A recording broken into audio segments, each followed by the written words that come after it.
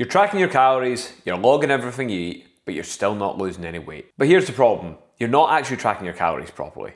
You're just guessing. And your guesses are wrong. So what's actually going on? You pull up MyFitnessPal, you scan a barcode, or you eyeball a portion, and you think that's good enough. And then when the scales don't move, you blame your metabolism or you blame your genetics, when actually it's your nutrition that's holding you back. I've been doing this now for 15 years and I've coached hundreds of clients, so I can tell you from experience, one of the main reasons people don't lose fat is because although they think they're in a deficit, they're actually not. You can use MyFitnessPal all you want, but if your tracking's not accurate, then it's not gonna work. So today, I'm gonna run through the most common problems I see with people's tracking and how you can help fix it to speed up your fat loss. And look, before we get started, if you want the exact step-by-step guide that you need to follow to get shredded, then head over to the link in my description. I've put together a free PHOTOSHOOT shred guide that shows you exactly how I get myself and my clients shredded for photo shoots. The link is in the description and it's completely free, so no matter how tight you are, this is costing you nothing. You might as well download it. Okay, so reason number one, and this one is the most bizarre out of them all, is simply not weighing your foods. I mean, from time to time, I'll look through like client food diaries and I'll assess how good they are at tracking their calories for this exact reason.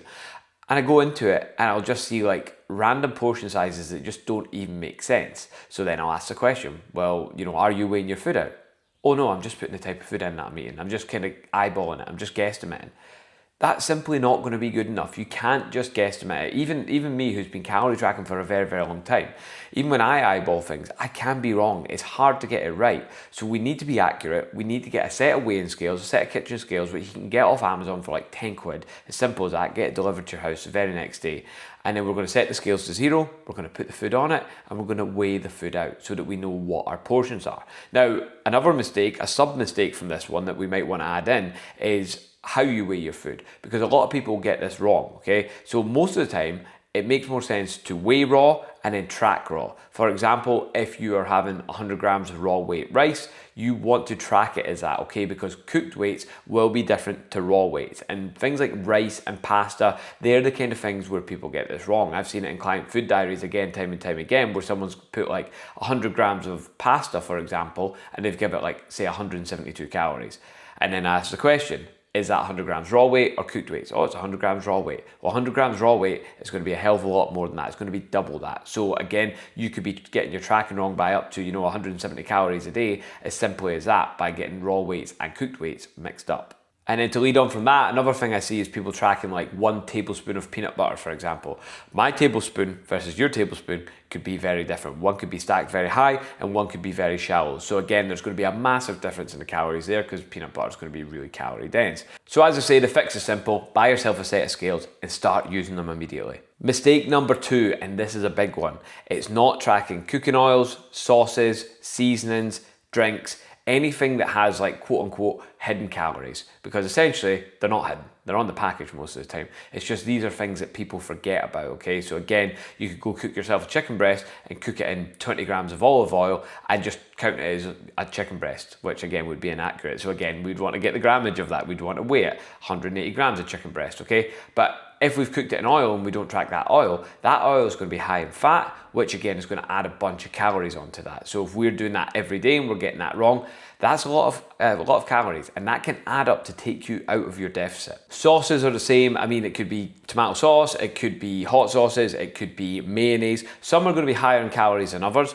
but again, these are things that we're going to want to track if we're going to be 100% accurate. And finally, drinks. This is something that throw a lot of people off and catch them by surprise. So even like a medium latte out of Costa, it's like 180 calories. Imagine you had a couple of them a day, that's 360 calories. Or just like teas and coffees with milk and sugar in general. I remember on one of the intakes of our Elevate program, we had someone that was drinking something like 10 cups of tea a day, all with milk, all with sugar, and that adds up. That was pulling her out of a calorie deficit. She wasn't losing body fat because of those teas. And when we cleaned that up, when we got it sorted, it turns out that she actually started dropping fat. So funny that. So these things can catch you by surprise. And again, we've got like sugary drinks as well. We've got like fruit juices as well. Alcohol is going to be more calorie dense because alcohol is 7 calories per gram. So that's more than carbs and proteins, but less than fat. So again, that's going to be pretty dense and pretty nutritionally void. There's not going to be a lot of nutritional value in those alcohol calories. In fact, there's going to be none. So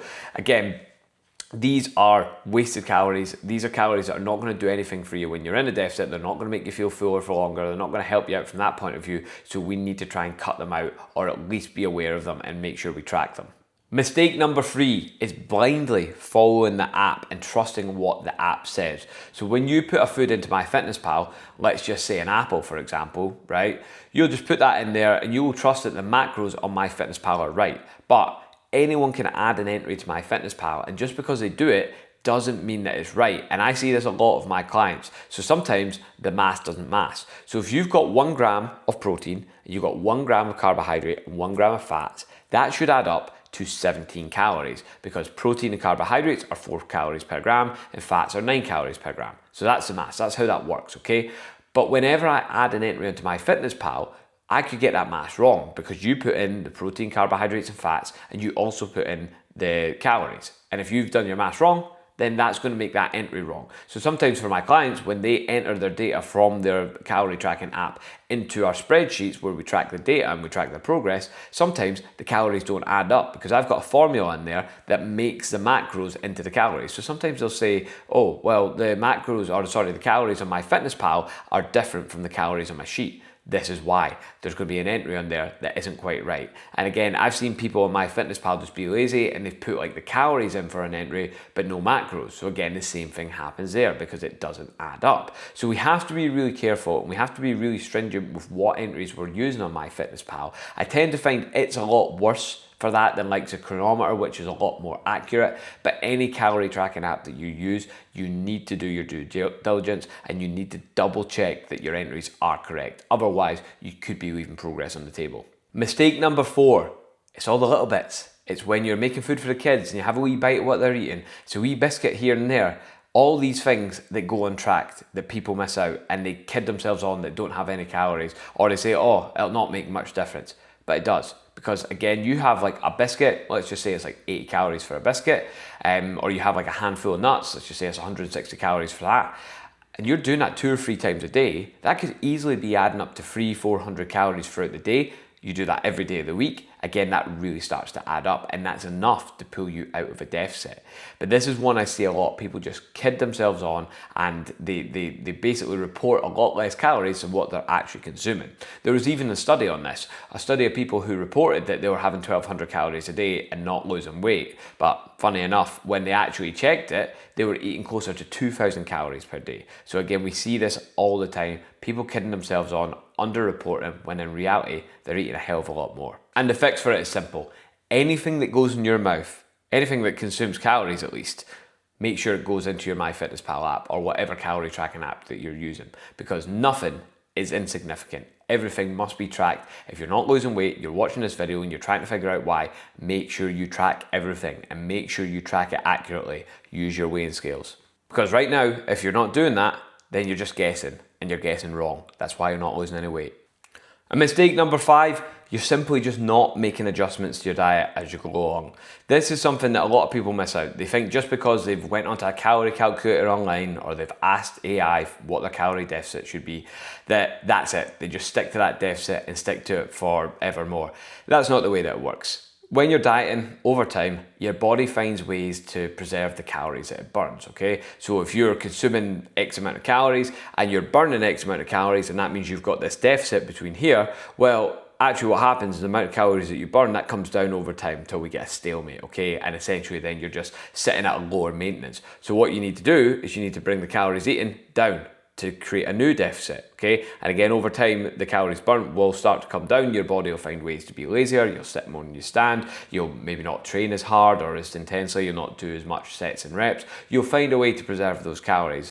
Then your progress can stall simply because your body is adapting to it, and that's when you need to make changes. So don't think that you're continuously just going to stick where you're at. Something needs to happen to increase that deficit once fat loss stalls. But how do you know if you've stalled? Because 1 or 2 days of the scale staying the same, that's not stalling. I mean, 2 or 3 weeks of the scale staying the same, your measurements not changing, looking the same, your progress pictures, then maybe, yes, that's a stall. But Again, don't just take 2 or 3 weigh-ins the same and think, oh, that's it, I'm stalling, I'm going to need to drop my calories. You need to be patient with this stuff, and you need to be very subjective with the data. And that's exactly what I do for my clients. I assess the data week on week, obviously get their feedback on how it's feeling in real life, and then we make the changes from there. It's not unusual for someone to start a dieting phase, let's just say on 2,500 calories, and they end up finishing on 1,600 calories with a bit of cardio thrown in there as well to up the activity levels. So that's the way that it usually goes. And again, what you tend to find is when people do hit a stalemate, when they hit a point where they don't feel like they're progressing,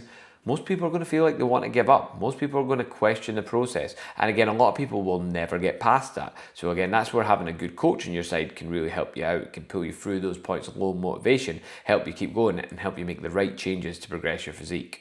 So the simple fix for this one is track the data. Track your weigh-ins daily, look at what your average weight is doing over time, not just over a couple of days, and see where things are heading from there. You might also want to track your measurements as well, especially your waist, for example, and you also want to take progress pictures so that you can look all 3 of those things, see what way your progress is heading in general, and then make a change based on that. Another thing you might want to consider is how your clothes are fitting. Sometimes you can simply just feel it in your clothes that they're getting a little bit looser. So all of those things are relevant, all of those things are going to matter. And again, you need to look at the bigger picture, how long you've been sticking to your diet for, how long you've been accurate for your diet with your diet, and then you can decide whether or not you actually need to make a change. So what's the reason you're not losing any weight? Well, it's probably because you're eating more calories than you think. You maybe think you're on 1,800 calories, but you're actually eating 2,400 calories a day, for example. And it comes down to all the things that we talked about.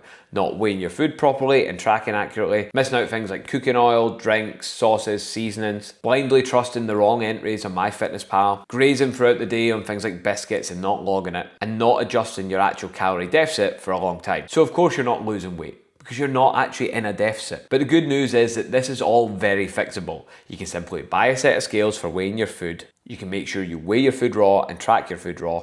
You can make sure you're tracking oils, sauces, drinks, all the hidden calories. You can double check your entries on MyFitnessPal or use the verified entries. You can be disciplined and cut out the grazing, and you can keep an eye on the data, see how your progress is going, and adjust your calorie intake when you need to. It's not complicated at all, it's just having a bit of attention to detail, and it's leaving no stone left unturned. That's the difference between the people who achieve shredded physiques and the ones who end up spinning their wheels and getting nowhere for years. And I know that tracking calories isn't that fun, it's a bit tedious at the start, but it's like brushing your teeth. You don't wake up excited in the morning to brush your teeth, you just do it, okay? And this needs to be the same. You just do it. Everything you eat just needs to get tracked, and it just needs to get tracked accurately. And once you're in the way of it, honestly, it doesn't take much time at all. It can take you literally seconds to throw something in MyFitnessPal. It's simple, it's easy, you just need to get in the habit of it. And as tedious as it might be, it's a lot better than looking in the mirror, hating how you look and hating how you feel. So if you enjoyed this video, make sure you like and subscribe. I put out videos like this every single week with no bullshit